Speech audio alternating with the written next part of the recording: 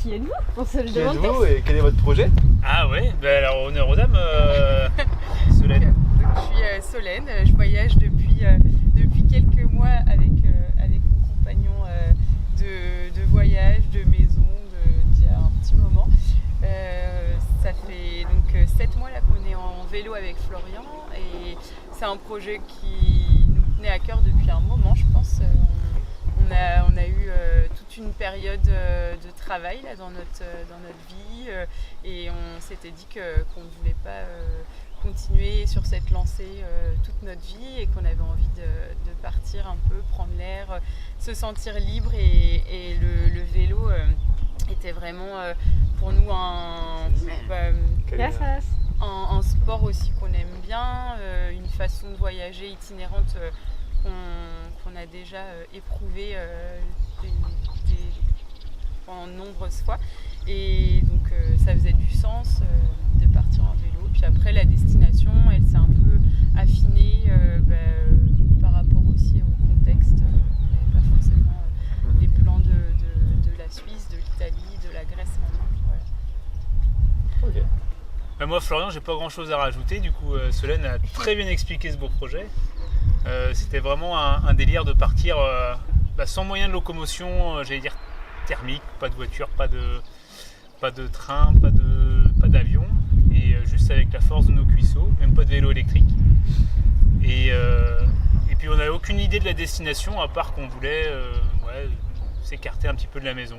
Mais le délire, on aurait pu très bien le faire, on l'a fait en Italie et en Grèce, mais on aurait pu le faire, peut-être pas dans les pays du Nord en hiver, ça aurait été peut-être un peu rude, mais en tout cas voilà, chercher un mix entre la chaleur et la beauté des paysages et la rencontre humaine. Votre pire galère depuis votre expérience à vélo? Des galères, on en a eu quelques-unes. Après on a pas tant, pas une grosse galère, je veux dire, pas un truc où tu te dis le soir, allez là c'est bon, c'est fini le voyage à vélo, ça m'a saoulé. Et oui, il y a eu un moment où ça a été un peu galère. On a une application là, qui nous guide un petit peu à travers le territoire. Et là, c'était en Sicile. Une application qui est très bien. Je ne décris pas l'application, qui s'appelle Komoot, mais qui a le don de t'envoyer dans des endroits, dans des routes qui ne sont pas des routes finalement. Ah, mais comme nous avec Google Maps. Et c'est donc du coup qu'on a résumé comme des komootades. Ouais, c'est une belle komootade. Et là, on s'est retrouvé à un endroit où ça a été, en fait, je pense, il y a eu un déluge pluvieux et la route était inondée de boue, quoi. Et on pensait que ça allait durer 500 à 1 km. Et finalement... Plutôt optimiste comme en ouais. général, et on s'est dit, allez... Si Komoot le dit, nous, c'est le Messie, quoi. On suit. Et ça a duré bien 15-20 bornes, quoi, cette affaire. Avec de la boue glaise qui s'est mise dans les roues à tel point que tu t'arrêtes tous les 200 mètres parce que ta roue ne tourne plus. Ah ouais. Ah oui, tu prends des bouts de branches au bord de la route, t'essayes de virer la boue. Et en fait, c'était hyper physique. Enfin, je sais pas, pour les 30 km, on a dû mettre je sais pas, la journée. 6 heures à les faire. Et sachant qu'en plus, on avait, pour le coup, on avait pris une nuit, un peu 2 nuits après, on devait être à un certain endroit. Donc on s'était dit, on peut pas juste faire nos 30 km dans la journée. Donc là, ce jour-là, peut-être vers 15-16 heures, en plus c'était les jours courts d'hiver, et vers 15-16 heures, on s'est mis à faire les 30-40 autres qui nous restaient, sur une route normale. Mais du coup, on a fini avec les frontales à la nuit, à se poser près d'un olivier tout pourri, en plus sur un sol qui n'était pas terrible. Dégueulasse. Donc ça, c'était quand même, je pense, la plus éprouvante. Moralement, ça a été un peu dur. Mais on remercie d'ailleurs, s'il nous écoute, le fermier qui nous a laissé prendre son petit yodo pour nettoyer nos vélos à la sortie de ce champ de boue mine. Et un gentil berger qui nous a offert chacun une mandarine aussi, qui était le plus beau cadeau. Salvatrice. On n'avait plus d'eau aussi, oui, voilà, c'est ça. Ah oui, on n'avait plus à boire. On n'avait plus grand chose en eau. Ouais, donc grosse galère. Ouais, bon, c'était pas. Voilà, ça passe, mais on s'en rappelle. Nous n'étions pas en danger plus que ça. Non, mais ouais. Ça, c'était une belle galère. Après, en soi, on a de petits pépins, tu vois, genre tu crèves 3 fois dans ta journée. Ah oui. Voilà. Mais sinon. Moi, j'ai fait une belle glissade sur une route un jour où il pleuvait et où il y avait une plaque d'huile sur la route. Enfin, il y avait du gasoil, je sais pas quoi. Et c'était un bon virage en épingle. Et depuis, je me suis juste égratignée. Et depuis, j'ai ma sacoche qui tient avec des serre-fils. Je sais pas si Les serflex, Ah, les des cols serflex, voilà. Nous c'est aussi, ça. on est amateurs de Et, mais bon, C'est notre passion. déjà, elle est pas plus cassée que ça. Enfin, j'ai juste un crochet qui est cassé sur les deux. Comme ça. Et j'essaie de me souvenir un petit peu, non, après des trucs classiques, Après, le froid. où tu le perds vent. tes pieds, le vent que tu as dans la tête toute la journée, le vent qui vient dans la nuit se lever et qui fait que tu bouges ta tente de place à 2h du matin Ça, c'était. pour trouver un abri sans vent. Et sinon, non, après plus de bonnes surprises que de mauvaises, quoi. Bah, vous n'êtes plus vraiment novice dans le voyage à vélo du coup. Est-ce que vous auriez possiblement un gros conseil à donner s'il y a des gens qui voudraient se lancer dans un voyage comme ça? Dans la préparation ou dans l'action directement? Après, je pense que c'est un moyen de voyager qui peut être approprié à tout niveau. Enfin, il faut quand même avoir l'envie, une petite condition physique quand même. Après, c'est vrai que nous, on le fait peut-être de façon assez rude des fois, au niveau de ce qu'on se met peut-être en charge de kilomètres ou en dénivelé. Après, je pense qu'il y a moyen de le faire peut-être plus soft. Donc c'est ça qui est bien aussi avec les voyages. C'est un conseil. Et dans les conseils, de se dire tu veux partir ou pas partir et quelle préparation physique. Enfin, est-ce que tu peux partir sans préparation physique, tu vois? Il y en a qui peuvent douter déjà d'eux. Donc je conseille de le faire et après d'adapter le niveau. Oui, tu fais le nombre de kilomètres. Après, que tu fais. c'est Et tellement après, modulable pour en fait que. Pour le matériel, de toute façon maintenant, je veux dire les sacoches, elles sont. Moi je conseille plus des sacoches que par exemple Une remorque.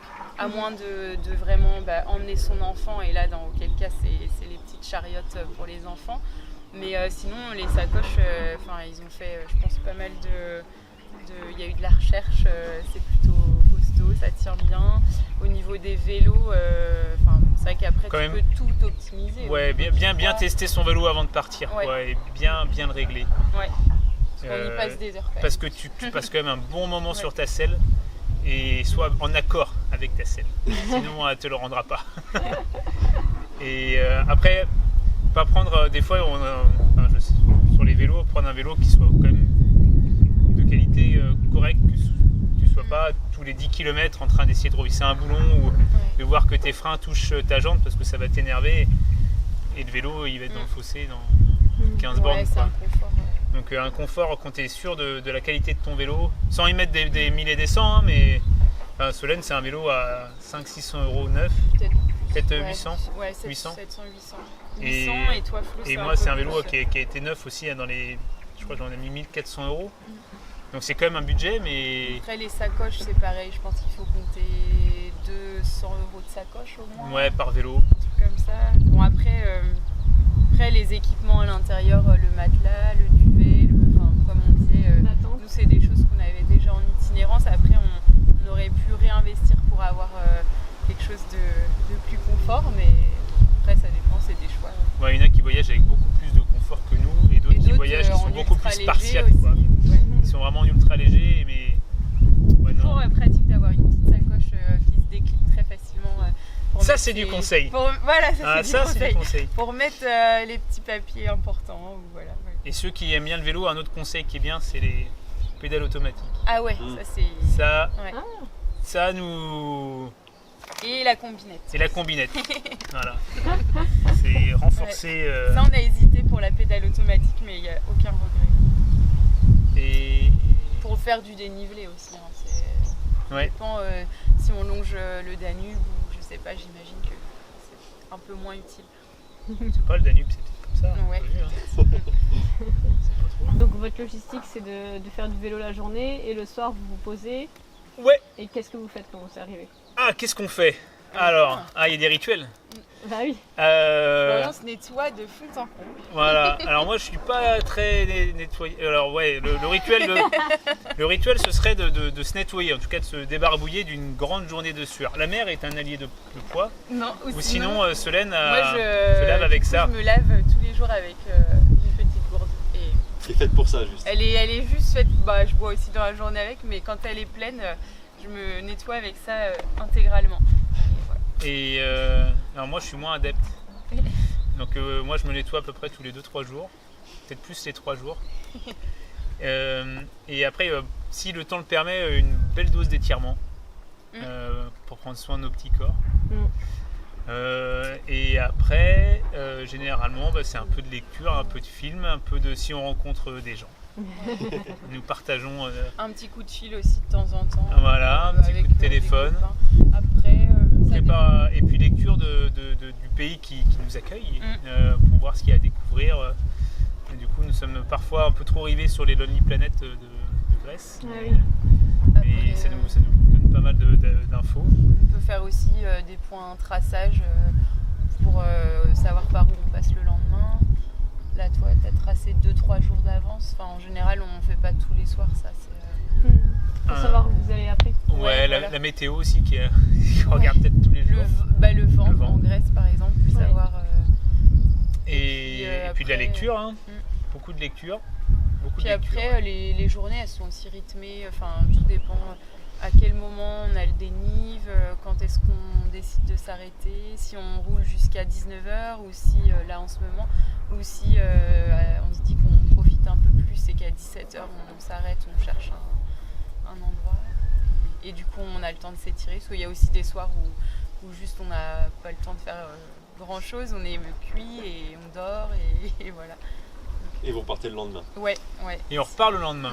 Et pendant le voyage, là, en moyenne, on peut dire qu'on s'arrête peut-être une journée par semaine, une journée tous les 10 jours en moyenne, où vraiment là, c'est relax, quoi. C'est journée repos. Ouais, puis en général, vous faites des belles journées parce que vous commencez à 8h, on va dire, c'est ce que vous me disiez hier. En général, ouais, ça fait du 8h30, on est sur le vélo, quoi. Et on roule souvent des tronçons de 2 heures. Et après, on fait une pause s'impose. Une petite mini-pause. À peu près. La pause snack. La pause de snack. Souvent, c'est ça. Ah oui, à 10h30, 11h, on aime bien faire une petite pause et après peut-être vraiment manger ou Conseil alimentation, ne faites pas un gros repas pendant votre journée vélo, sinon vous ne repartez jamais. Ouais, ça donne Nous avons tenté et c'est pas à refaire. Trop de purée, et tu redécolles pas. C'était bloqué à cause de la purée. 2 jours. Et l'organisation avec la tente, de devoir installer la tente le soir et la redéplier le lendemain matin, est-ce que c'est fatigant à la longue? On a un record de 2 minutes 31 pour la démonter. Non, je sais. Ouais, non, franchement, là ça va. Ouais. En fait, c'est une routine aussi. C'est une routine, qui s'installe, même si tu es en itinérance. Ça va vite. Hein. Chacun, en fait, on a chacun nos petits trucs. Il y en a un qui est préposé aux sardines, l'autre qui range autre chose pendant ce temps-là. Et des statues. Mais bon, après, oui, ça a le côté éprouvant de toujours de jamais se poser, en fait. Il y a des matins où on peut se dire qu'on a aussi envie de rester dans la tente. Mais au final, on décolle quand même. Du coup, combien de kilomètres vous faites par jour en moyenne? Alors par jour, donc là encore, ça va dépendre de... Ah ouais, voilà, à 100 près, combien on pourrait vous dire en moyenne, je pense qu'on est dans les 70 km, entre 70 et 80. Et ça peut monter jusqu'à 100, on a dû faire des journées à 120, 130. Et après, tout dépend un peu du dénivelé, de la météo. Et quand il y a vraiment du gros dénivelé, comme là, on a eu hier, on a fait dans les 1300, 1400 mètres de dénivelé. Donc c'est quand même un peu vallonné. Et dans ce cas-là, c'est plus du 60-70, quoi. Mais si c'est plat, ouais, on peut monter jusqu'à 100. Et si on a vent de dos, là, on rentre 150, en France là. en une journée. Un truc comme ça. Ouais, à peu près ces chiffres. Ouais. Rapidement, un mot pour finir cette interview. Un mot? Un mot. Chalumeau. Aubergine. Parfait.